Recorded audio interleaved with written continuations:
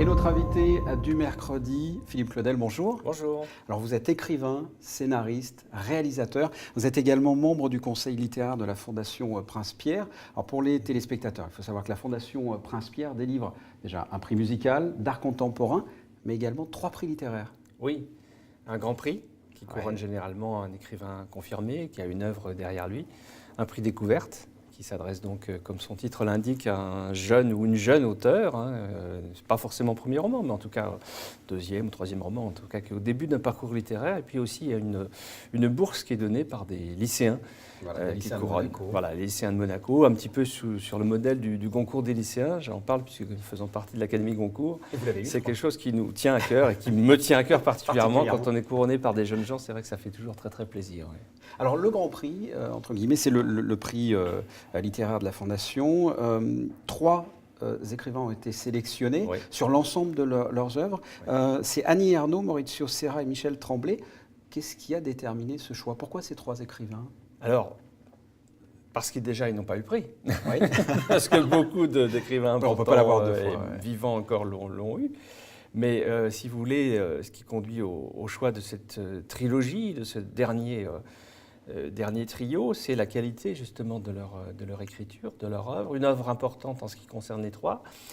Qui sont extrêmement dissemblables, donc le choix va être difficile parce que ce soit Annie Ernaux, Maurizio Serra ou Michel Tremblay, ce sont des personnalités des lettres qui ont vraiment marqué les domaines dans lesquels ils ont écrit, qui travaillent depuis un certain nombre d'années et qui ont construit quelque chose d'important.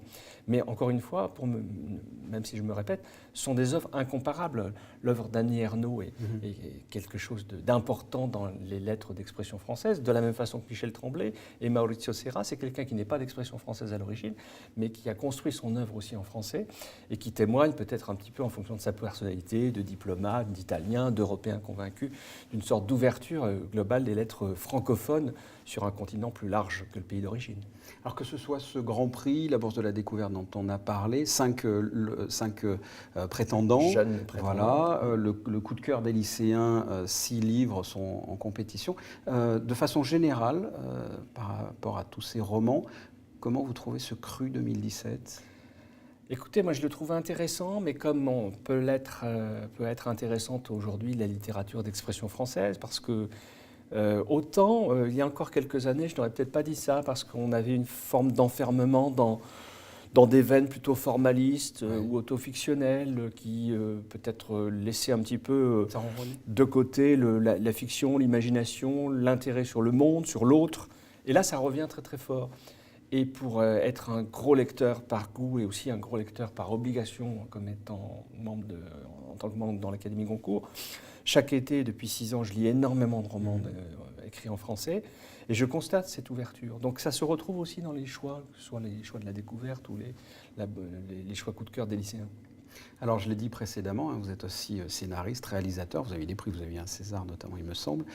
Est-ce que cet aspect cinématographique chez vous vous apporte quelque chose par rapport aux autres membres du Conseil? Est-ce que vous avez plus de recul ou qu'est-ce que ça peut changer effectivement? Vous soyez aussi du monde du cinéma. Ce serait prétentieux de dire que ça apporte un plus. Disons qu'on a tous des personnalités qui sont extrêmement différentes. On s'intéresse à des champs d'action artistiques ou autres qui sont très très larges et chacun a sa singularité, ce qui fait que l'intérêt du prix et de la constitution du jury, c'est que justement on vienne d'horizons assez différents.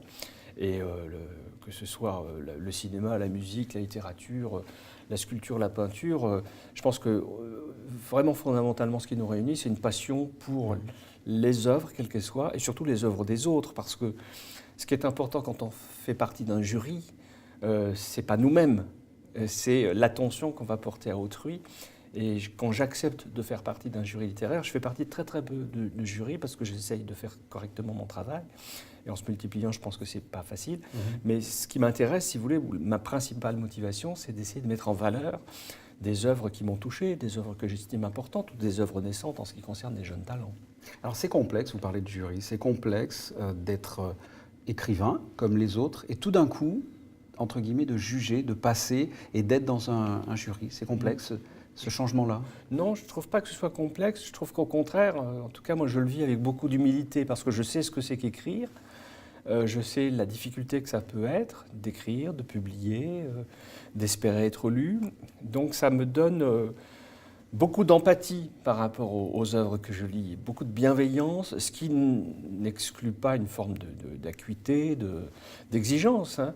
Mais en même temps, c'est une forme de compagnonnage, hein, et d'exercice d'honnêteté aussi. On peut se tromper, évidemment, on n'est pas dans une science exacte.